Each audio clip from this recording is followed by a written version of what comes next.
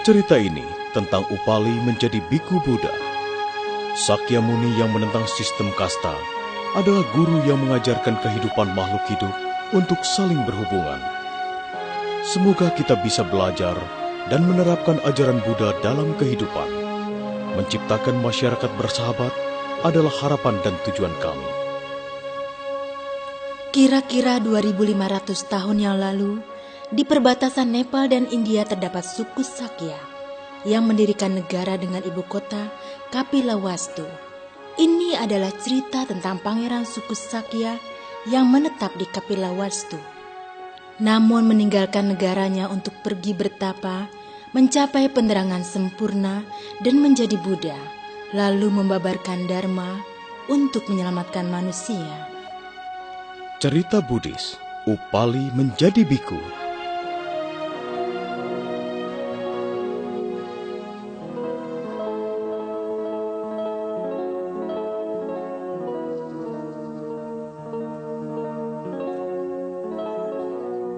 Guru Buddha membawa muridnya pulang ke kampung halamannya di Kapilavastu. Beliau berusia 36 tahun setelah 7 tahun meninggalkan kampung halaman. Di istana sangat sibuk untuk menyambut kepulangan Guru Buddha. Di luar istana pun ada banyak orang yang menunggu Guru Buddha. Aku tahu semua masalah tentang Guru Buddha. Pada waktu itu, beliau adalah seorang pangeran yang hidup bahagia bersama seorang istrinya yang bernama Yasodhara. Aku ingat pada waktu itu 7 tahun yang lalu, aku tak tahu apa sebabnya. Masalahnya sangat rumit. Semua orang membicarakannya. Hati-hati Upali, sakit sekali. Aduh. Upali, hati-hati. Maaf tuanku. Yang dimarahi adalah tukang cukur Upali. Meski masih muda, tapi punya banyak pelanggan di istana karena keahliannya. Kemudian bagaimana?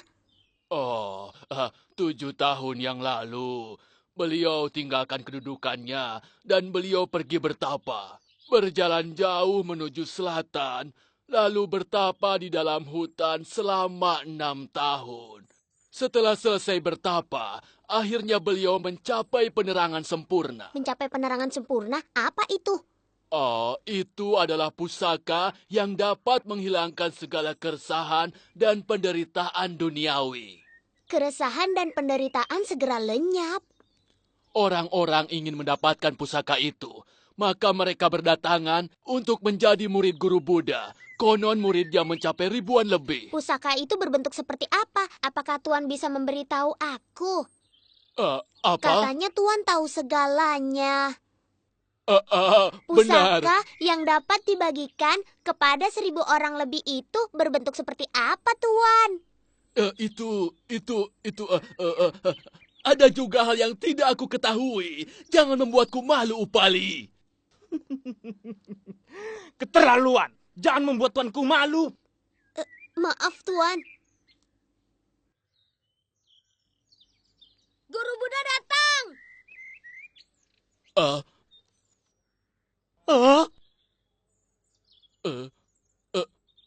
Lihatlah kumisku. Mengapa kau mencukurnya? Maafkan hamba, Tuan. Tidak bisa. Pengawal, hukum dia dengan 100 pukulan sekarang juga. Baik, Tuan. Aku menjadi jelek sekali. Jangan salahkan aku. Kupukul kau pelan-pelan agar tidak sakit. Jadi tenanglah. Tidak. Mohon pukul secepatnya. Pukullah. Tapi itu akan sakit. Cepatlah pukul.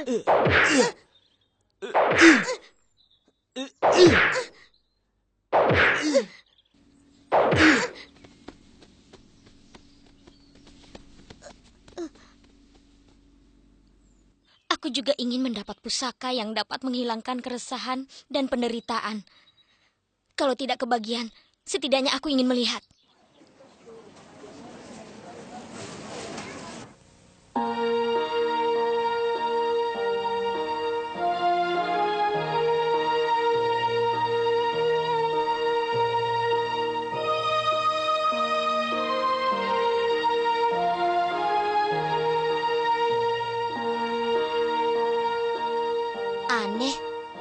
tidak ada pusakanya. Guru Buddha hanya membawa sebuah mangkuk, tapi... Wah, wajah yang penuh welas asih. Figur yang sangat terhormat. Kalau bisa bersamanya 3 hari, mati pun aku rela.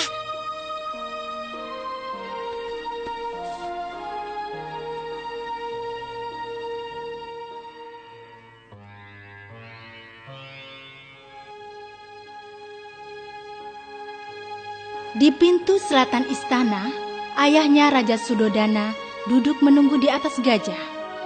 Menteri dan dayang-dayang yang berpakaian indah berbaris menunggu kedatangan Guru Buddha. Oh, Yang Mulia, aku hampir tidak sabar menunggumu. Kau sangat kurus. 7 tahun ini, kau pasti banyak menderita. Maafkanlah Ananda, telah membuat ayahanda khawatir. Sudahlah, istirahat saja dulu di dalam. Murid-muridmu juga. Ayo silakan.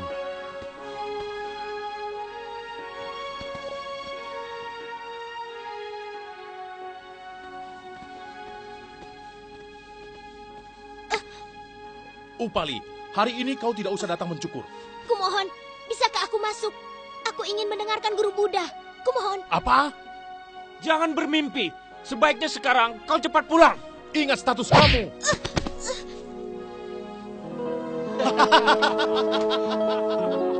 Ingat status. Mendengar kata ini Upali tidak bisa menjawab apapun. Tukang pangkas termasuk tingkat sudra, yakni budak.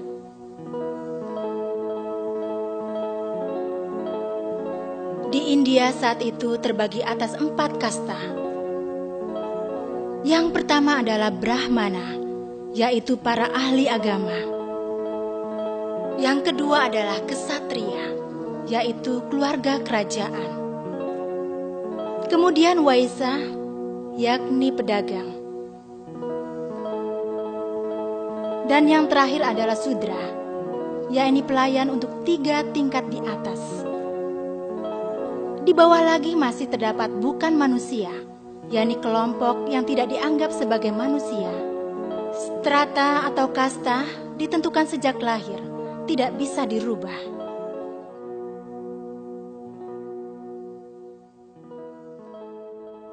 Statusku ini memang tidak pantas mendengar kata-kata Guru Buddha.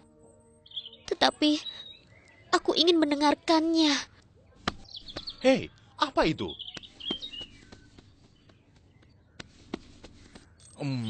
Rasanya lezat.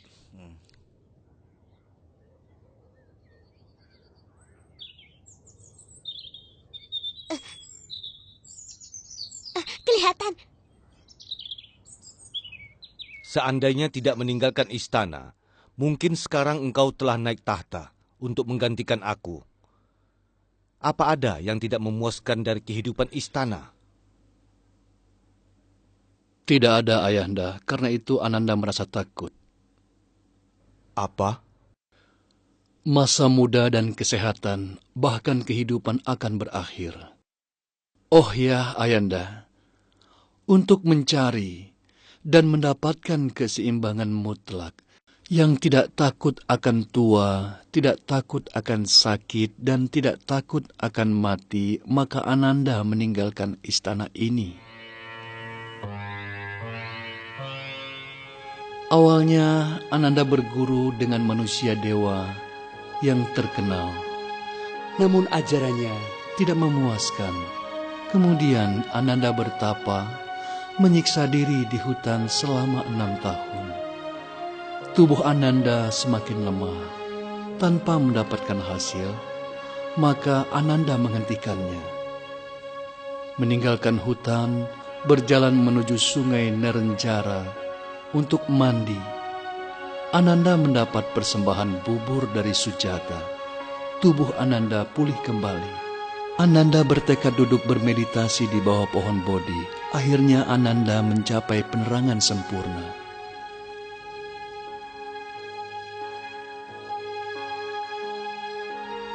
Demikianlah ayahanda, Ananda telah mencapai penerangan. Ternyata bukannya pusaka. bahwa penderitaan manusia berasal dari dirinya sendiri yang melekat pada keinginan. Ternyata bukannya pusaka.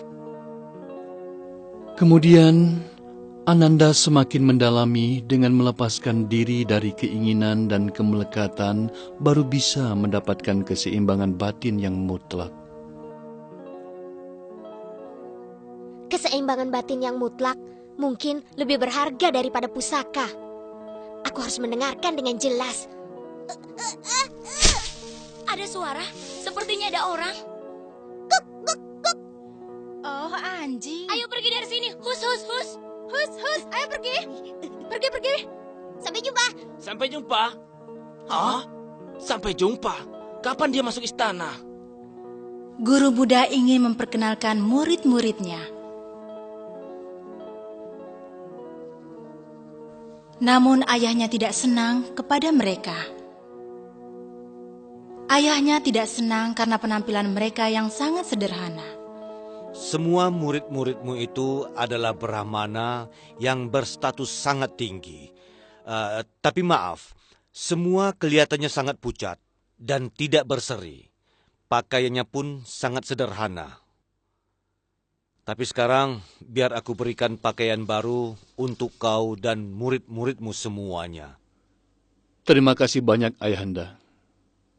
Kalau begitu, biar aku dirikan vihara di hutan. Maaf, Ayahanda, Ananda tidak membutuhkannya. Tapi, Ayahanda, di manakah istri Ananda sekarang ini? Yosudara sangat senang mendengar berita kepulanganmu. Hari ini kau datang, tapi dia mengurung diri karena merasa malu telah ditinggalkan.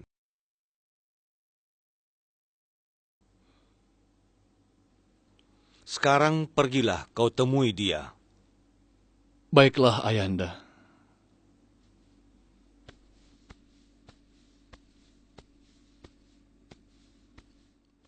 Mahanama, bagaimana? Kalau kita pilih saja anak muda dari suku Sakya yang berprestasi untuk menjadi murid Buddha, itu akan menambah derajatnya. Bagaimana menurut pikiranmu? Ini sungguh ide yang bagus. Besok aku akan mencukur semua rambutku. Demi untuk melayani sang guru Buddha, selain raja, akulah yang berstatus paling tinggi. Apa kau rela? Iya, aku rela. Sekarang juga aku akan mengunjungi setiap rumah untuk meminta satu orang pemudanya untuk menjadi murid guru Buddha. Oh, terima kasih. Itu bagus sekali. Terima kasih.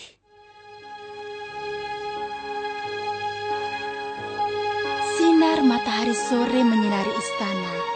Guru Buddha bertemu kembali dengan istri dan anaknya, yakni Yasodhara dan Rahula, setelah 7 tahun berpisah.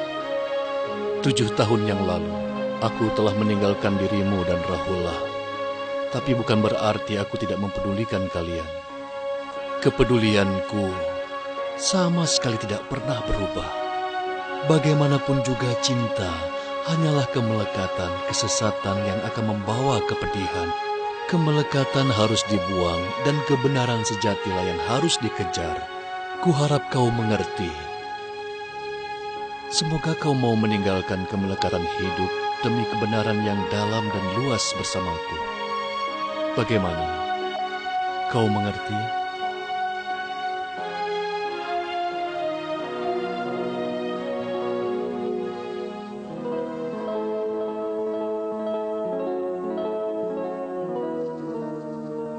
Hapuslah kesedihanmu.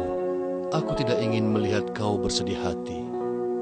Aku berharap kau bisa mengatasi segala keadaan dan aku ingin kau selalu bersamaku. Bagaimana? Istriku?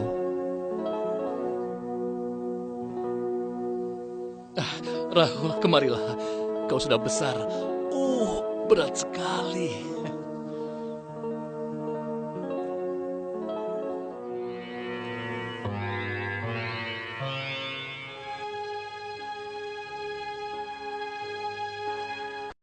Upali yang sedang tidur di rumahnya di luar istana.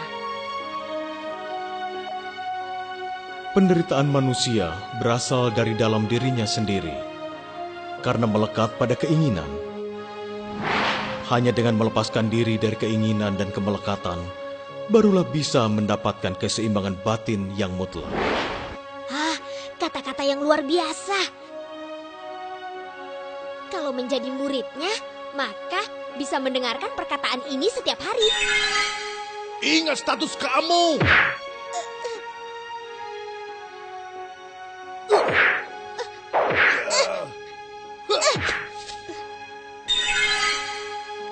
Statusku rendah. Tak mungkin beliau menerimaku sebagai murid. Mengapa aku dilahirkan dalam status ini? Mengapa? Mengapa?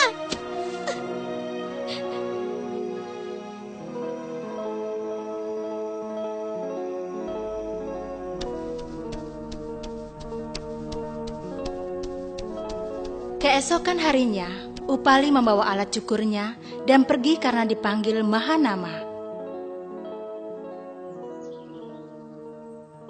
Upali, kenapa kau terlambat? Maafkan saya, tuanku. Cukur rambut dan jenggotku dulu. Dan mereka juga dicukur. Semua mau dicukur. Benar, semua mau dicukur. Tapi, mengapa, tuanku? Hari ini aku bersama mereka akan menjadi murid guru Buddha, mengerti? Menjadi murid guru Buddha?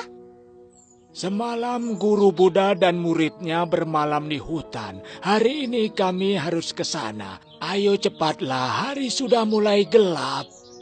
Baik, Tuan.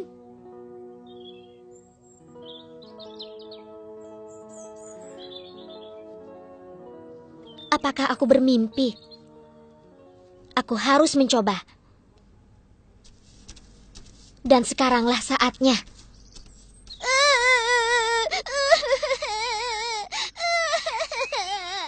Mengapa menangis? Apakah perpisahan ini begitu menyedihkan? Itu hanya salah satu alasan.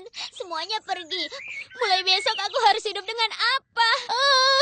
Aku sedih. Benar juga. Berikan semua perhiasan untuknya. Ayo kumpulkan.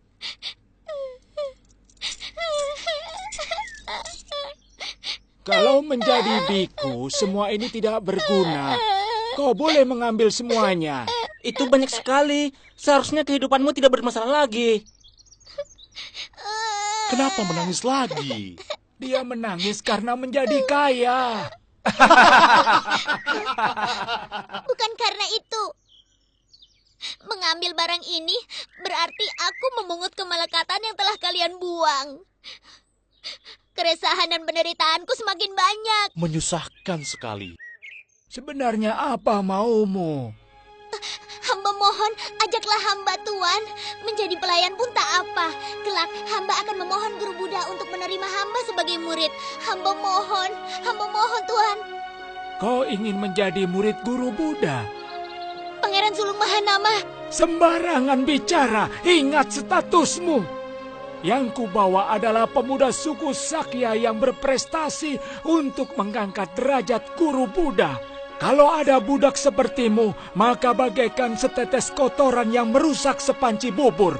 Ayo cepat bawa perhiasan itu dan segera pulang.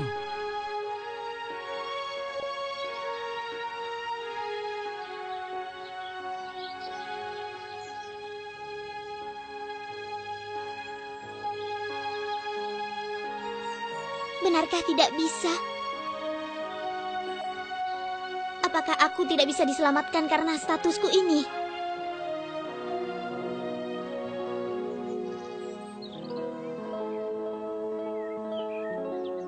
Oh iya, bukankah aku masih punya akal? Memohon langsung pada beliau agar aku bisa menjadi murid guru Buddha.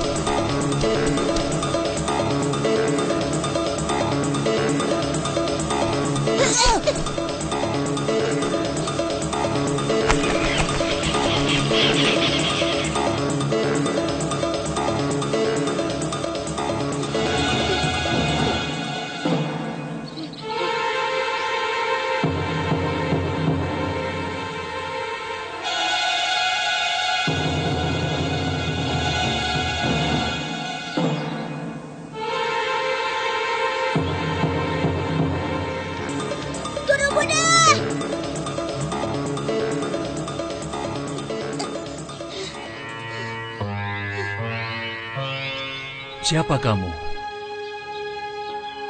Aku adalah Upali, tukang cukur dari Kapila Vastu. Hamba ingin bertanya, apakah hamba tidak bisa menjadi murid guru Buddha karena berstatus rendah? Kau ingin menjadi biku? Benar, hamba ingin melepaskan penderitaan dan keresahan. Bisakah guru Buddha membimbing hamba? Tapi hamba hanyalah seorang yang rendah.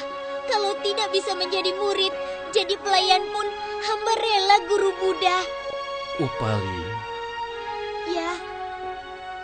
Air dapat melepaskan dahaga, akan tetapi apakah air hanya akan dapat melepaskan dahaga bagi orang-orang tertentu saja? Maksudnya? Ketika api menerangi kegelapan, apakah ada pula bagian tertentu yang tidak diterangi oleh api? Tidak. Dharmaku bagaikan air dan api. Dan dharmaku itu sama sekali tidak membedakan status. Berarti? Upali, mulai saat ini kau kuangkat sebagai muridku. Terima kasih.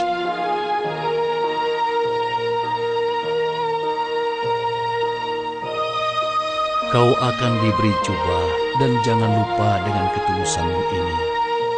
Kau harus belajar dengan sungguh-sungguh. Baik, Guru.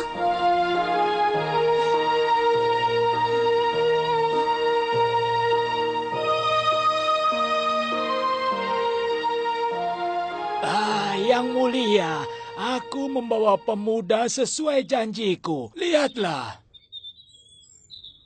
Aku jamin derajatmu akan terangkat. Tempat tinggalnya terlalu jelek. Akan kuperintahkan untuk membangun wihara baru. Mahanama? Kau memanggilku? Aku muridmu. Wajar kalau dipanggil hanya nama. Sebagai pengikut Buddha, pakaian kalian terlalu bagus. Tukarlah dengan pakaian ini. Pakaian itu?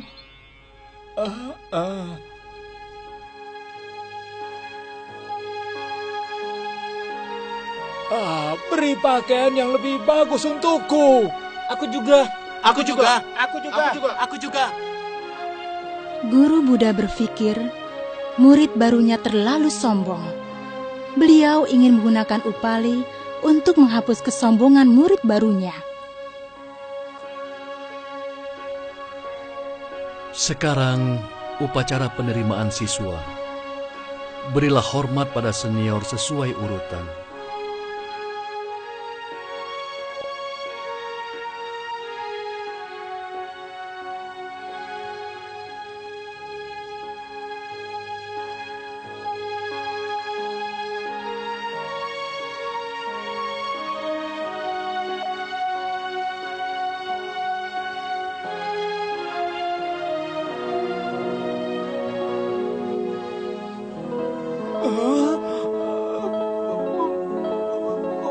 Bukankah kau Upali? Sedang apa kau di sini? Upali lebih awal menjadi muridku. Tapi dia adalah kaum Sudra. Aku tetua suku Sakya. Mana mungkin menunduk padanya? Itu tidak mungkin. Tidak hanya menunduk, tetapi harus memberi hormat seperti pada senior lainnya. Apa? Dibunuh pun aku tak mau. Mengapa? Sebagai manusia, kita harus dapat mengingat baik-baik bahwa tinggi rendahnya status yang terbentuk dari kesombongan tidak akan pernah abadi. Semua makhluk timbul dan lenyap karena kemelekatan. Tidak ada perbedaan. Hina ataupun mulianya manusia tidak hanya ditentukan oleh status. Hina atau mulianya manusia juga ditentukan bagaimana dia bertingkah laku. Karena itu, kumohon sudilah memberi hormat pada Upali. Tapi dia adalah budak. Bukankah kau sebagai budaknya? Aku? Bukankah kau budak dari kesombongan dan keresahanmu sendiri? Benar juga apa yang dikatakannya. Tapi hanya Upali. Kalau tidak ada kau, aku tidak akan kehilangan muka di sini. Dasar kau Upali. Benar, semua salah Upali. Salah Upali, salah Upali. Cukup, Guru Buddha. Aku memang tidak pantas di sini. Maaf. Upali, kau tidak bersalah, Upali. Suku Sakyalah yang bersalah karena kesombongannya sendiri. Sudah tahu bahwa dirinya bersalah, namun tetap saja tidak mau berubah. Inilah yang dinamakan kesombongan. Kesombongan adalah penyebab dari perbedaan di dunia ini. Dan kalian akan tersiksa karena kesombongan yang kalian miliki.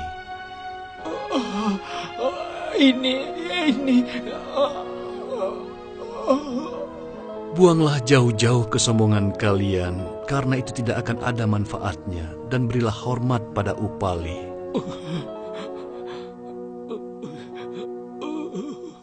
Berarti kemarahan dan penderitaanku bukan disebabkan oleh Upali, tapi oleh kesombonganku sendiri. Perlu kalian semua ketahui, ini bukan dharma uraianku, tapi dharma alam semesta. Rupanya demikian. Kalau membuang kesombongan dari dalam diri, maka semua penderitaan dan keresahan yang dimiliki akan segera lenyap.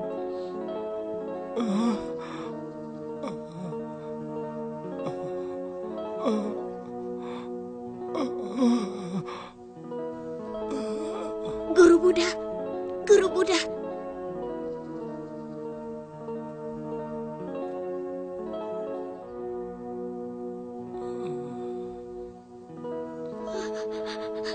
Guru Buddha. Kau telah membantuku menghilangkan kesombonganku. Terima kasih. Terima kasih.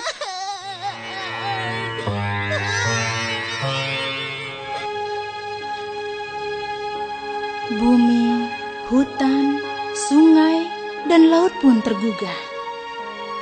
Juga terdengar nyanyian dari langit. Kemudian Upali giat melatih diri dan termasuk 10 murid terbesar Guru Buddha. Murid yang paling mentaati sila adalah dari suku Sakya.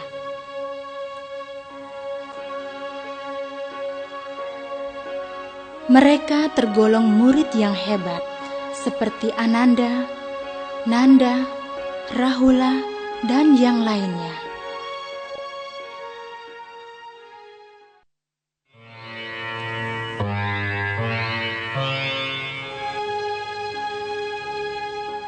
Kira-kira 2500 tahun yang lalu, di hutan di sekitar Raja Gaha, ibu kota Magadha, India, datang seorang pengelana.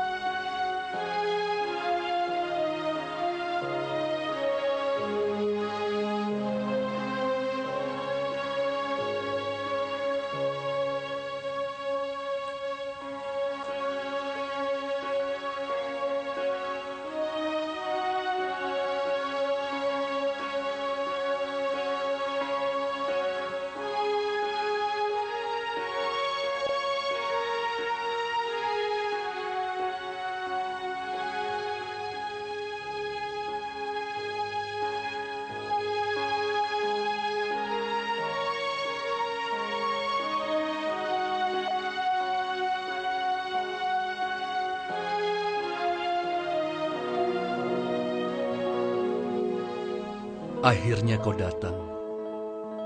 Akhirnya aku menemukan guru yang telah aku cari selama bertahun-tahun.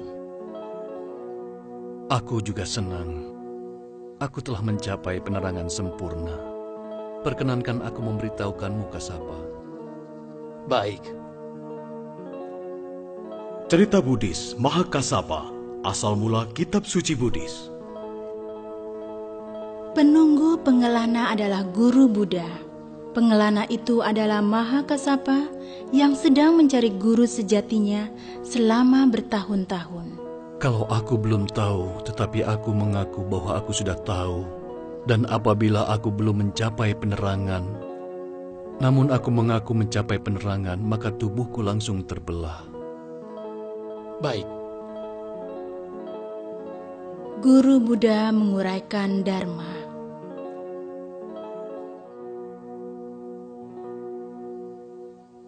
Mahakasapa mendengar dengan teliti.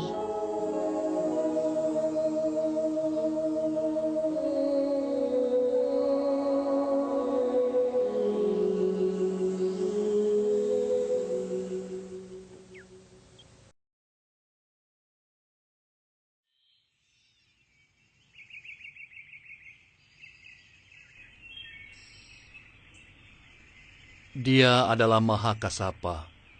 Mulai saat ini dia bergabung dengan kita. Lihatlah, laki-laki itu sangat kotor. Benar. Selamat datang di Vihara Hutan Bambu. Jika ada pertanyaan, jangan malu-malu. Beritahulah aku. Oh, dia bahkan tidak bisa berbahasa basi. Selamat datang. Pelatihan di sini sangat ketat. Baik. Menerimanya sebagai murid, Guru Buddha hanya merepotkan diri saja. Ada berbagai sila dari Guru Buddha. Di antaranya tinggal di hutan yang tidak jauh dari masyarakat. Makan dari pindapata tanpa memilih umat kaya atau yang miskin. Sehari makan sekali, memakai pakaian dari kain bekas, dan tidak boleh memakai perhiasan dan sebagainya.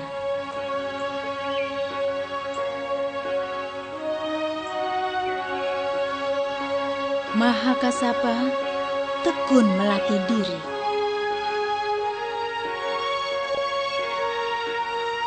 Namun, ada juga murid yang tidak suka padanya.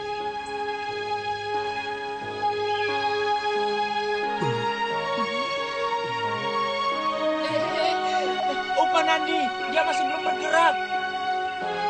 Ah, benar juga ya. Sudah 3 hari. Apa yang direnungkannya? Pasti dia hanya berpura-pura saja, padahal dia hanya tidur. Aku yakin dia hanya pura-pura melatih diri. Mana mungkin dia mengerti Dharma Guru Buddha. Lebih baik dia berhenti saja dan pergi dari sini.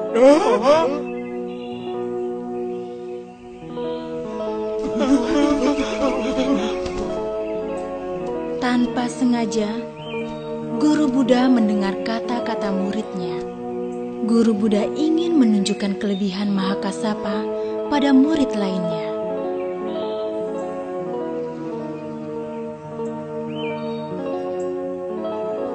Suatu hari, Guru Buddha mengumpulkan muridnya untuk membabarkan Dharma.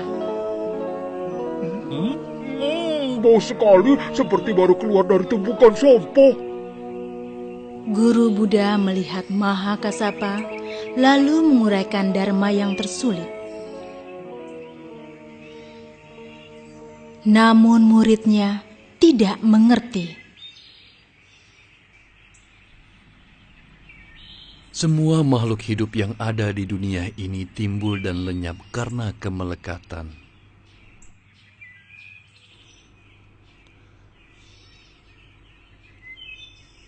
Apakah kalian mengerti?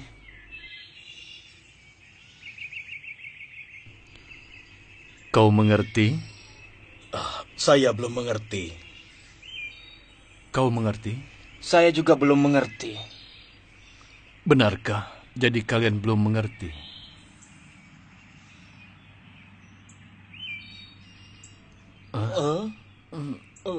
Kasapa, rupanya kau di sana. Tempatmu di sini. Kemarilah. Kenapa begini? Rupanya uraianku tadi sulit bagi kalian untuk bisa dimengerti. Kasapa, kemarilah dan tolong uraikan kembali dharmaku dengan bahasa yang mudah dimengerti oleh saudara-saudaramu. Kenapa bisa jadi begini? Murid berterima kasih, Bante. Tapi murid tidak pantas duduk di samping Bante, apalagi menggantikan Bante menguraikan Dharma. Cukuplah bagi murid yang hina ini bisa menikmati sendiri kebahagiaan dari Dharma yang Bante uraikan.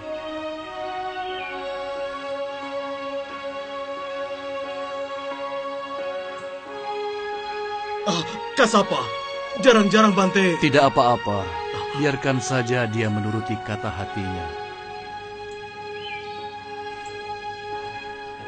Ketahuilah bahwa ketika pada hari yang ke-8 saat dia bertemu denganku, di mana ia telah menemukan sifat dasar Buddha, dia lalu melatih diri. Dia membuang angan-angan, hidup sederhana, bicara seperlunya dan menerapkan ajaranku. Aku berharap kelak kalian harus belajar banyak dari Kasapa. Aku sudah bilang, Kasapa bukan orang biasa. Bohong, kau selalu menfitnahnya. Kau yang memfitnahnya, masih saja menjelekkan orang lain. Apa katamu? Dia tidak mau berceramah karena tidak percaya diri. Sudahlah, kalian jangan bertengkar. Tapi Guru Buddha... Dia itu pilih kasih. Guru sangat menyebalkan. Selain Upanandi, tidak ada lagi yang menjelekkan Mahakasapa. Sejak itu, semua menyebutnya pria pendiam. Namun ada juga hal yang membuat Mahakasapa resah, yakni istrinya.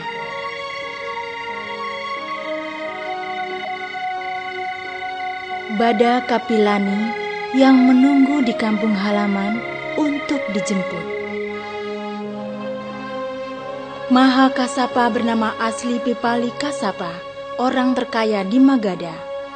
Saat muda, ia tidak suka kenikmatan duniawi, ingin menjadi biku dan hidup tenang.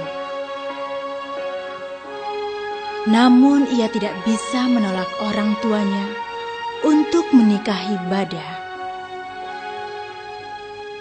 Pada malam pernikahan, ia menemukan Bada sama seperti dirinya ingin menjadi bikuni. Mereka sangat senang. Kemudian orang tuanya meninggal, mereka meneruskan usaha orang tuanya. Suatu hari, Bada menyuruh pembantunya untuk menjemur wijen. Banyak ulat, banyak makhluk yang terbunuh, mengerikan. Apa boleh buat, ini kan perintah nyonya. Hentikan! Sampai di sini saja. Kalian boleh istirahat. Suaminya sedang mengawasi di sawah.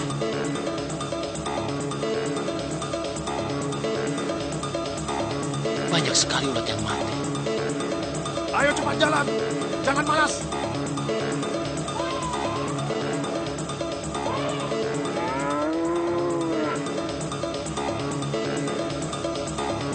Sudah berhenti. Hari ini kalian boleh istirahat. Ayo istirahat. Untuk bercocok tanam, manusia menderita. Sapi terluka, ulat mati. Tidak disangka, begitu banyak makhluk yang mati demi kehidupan kita yang berfoya-foya. Semua ini benar-benar menyedihkan. Aku juga sependapat. Untuk makan, cukup semangkuk nasi.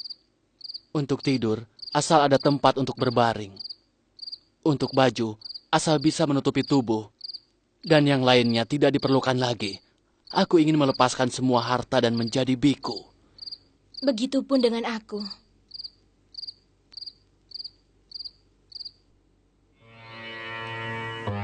Mahakasapa membagi hartanya kepada pembantunya, membagi hasil sawah pada rakyat, dan berangkat sendirian. Kalau aku nanti menemukan seorang guru sejati, aku akan segera datang menjemputmu. Kau berjanji? Aku berjanji.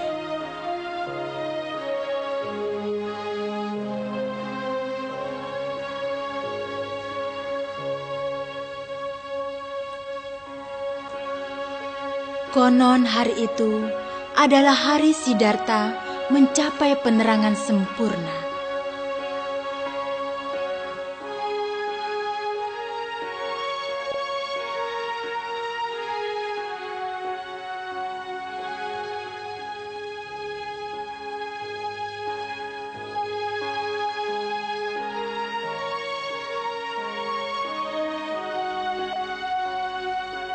2 tahun kemudian, Mahakasapa yang telah mengunjungi berbagai negara akhirnya menemukan guru sejati, Guru Buddha.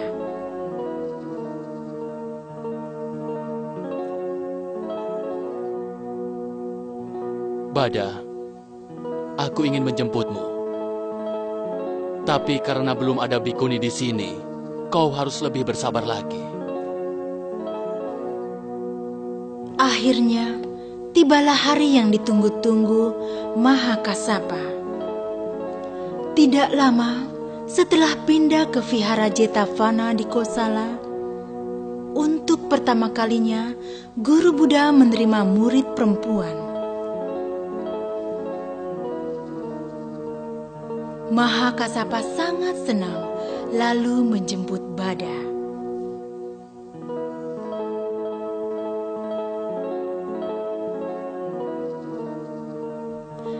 Seperti juga Mahakasapa, Bada Kapilani istrinya tekun melatih diri dan dipuji oleh Guru Buddha.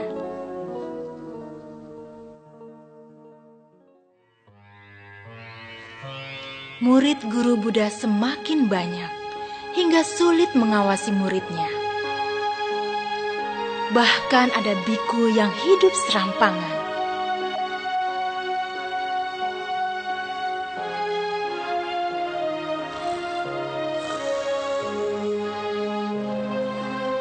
Semua telah melupakan tekad, seperti saat awal belajar. Lihat, ini mangkuk pusaka Raja Pasenadi yang sangat dihargai hartawan negara Anata Pindaka. Aku kalah. Benar juga, mangkok kita bagaikan sampah kalau dibandingkan dengan mangkok Upanandi. Dari mana mereka mendapatkan rumah dan mangkuk itu? Jangan-jangan semua itu hasil pemerasan. Wah, gawat kalau begitu. Aku akan membawa mangkuk ini untuk pindah patah, dan aku akan membawa kalian ke rumah orang-orang kaya. Asik.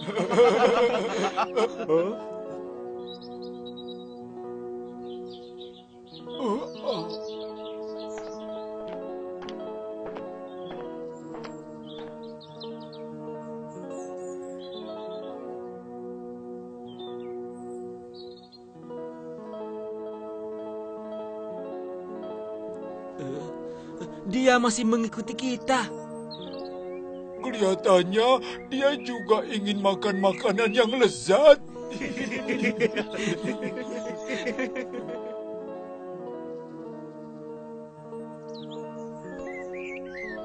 Ke rumah ini.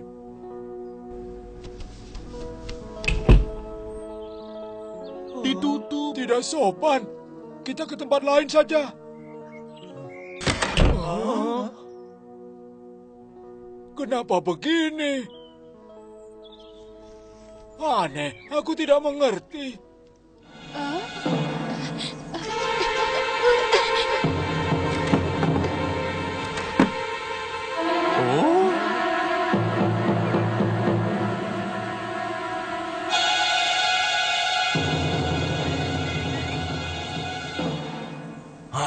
Sekarang aku tahu kau memaksa mereka memberikan sumbangan untuk membangun vihara. Maka mereka menghindar darimu. Benar sekali. Wah, gawat kalau begitu.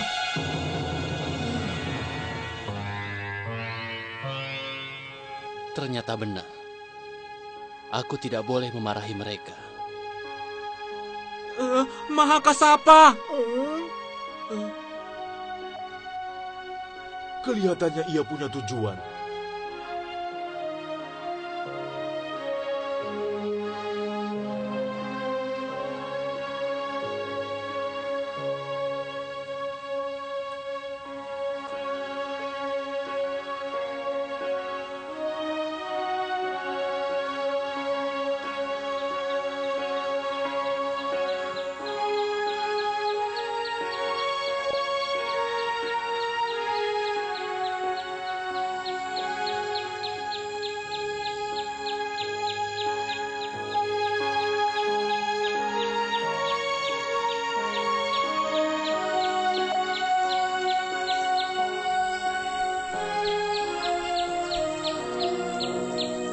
berpindah patah pada wanita tua itu.